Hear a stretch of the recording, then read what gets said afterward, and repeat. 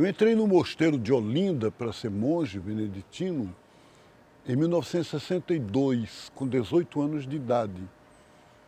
E uma das primeiras pessoas que eu conheci no mosteiro, como colega, como companheiro de turma, foi o Pedro Jorge, que no mosteiro escolheu o nome de irmão Estevão.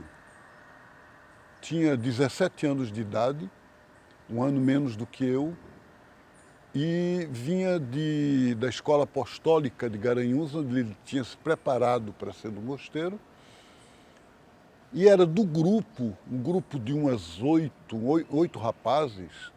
Sem dúvida nenhuma, ele era o mais inteligente de todos nós. Ele era brilhante.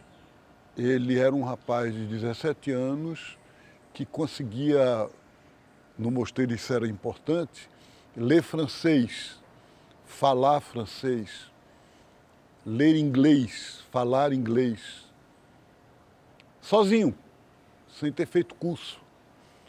E tinha um ouvido musical que eu invejava profundamente. Eu sou desituado, sempre fui.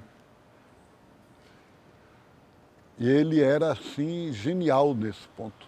Mesmo depois que ele saiu, deixou o mosteiro, quase cada semana encontrava lá na hora do almoço, ia almoçar com a gente, e mantinha uma grande amizade com um ou outro dos colegas e com o abade, principalmente, Dom Basílio Penido.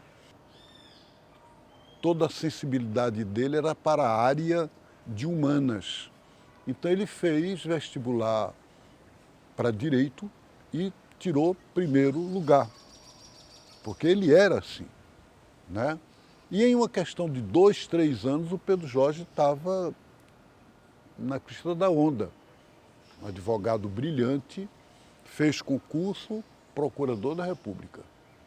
Então, eu morei aqui em Olinda, no Mosteiro de Olinda, até 1976. Fui diretor do Colégio São Bento. Em 76, o Pedro Jorge já tinha saído do mosteiro, eu me mudei para Curitiba e depois para Goiás. Então eu perdi o contato mais imediato, mais direto, de amizade com ele, pela mudança mesmo de região, né? Mas o meu testemunho é esse, de que era um homem extremamente reto, de pensamento não revolucionário, não transformador do mundo, não, mas de uma pessoa correta, justa, direito, né? E de repente ele se depara com uma estrutura de fachada dentro do direito, mas que quando você abre a porta da casa, lá dentro você encontra todo tipo de mamata. E ele se colocou numa postura contrária a isso, né? Na defesa daquilo que é o direito da lei, do direito mesmo dentro de uma estrutura que em si é perversa. Mas tem uma lei, e ele defendeu esta lei e morreu por isso. Estávamos no contexto da ditadura militar na época, e a imprensa era censurada.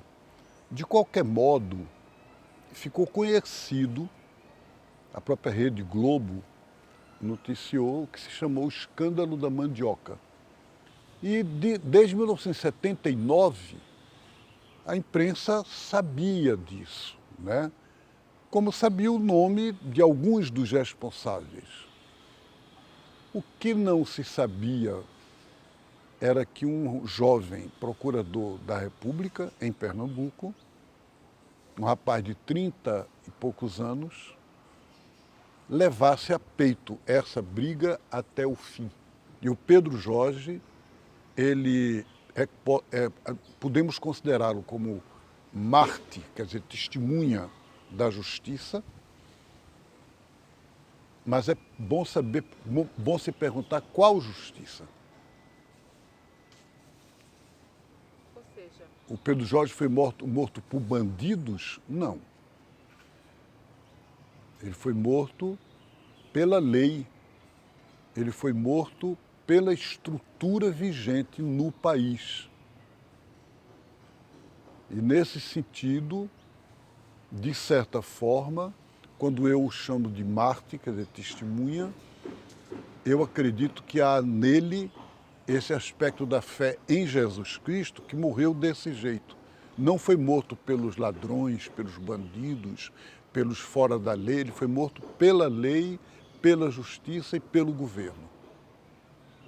O assassinato de Pedro Jorge abalou a sociedade, revelou a estrutura iníqua na qual o Brasil estava mergulhado e até hoje continua.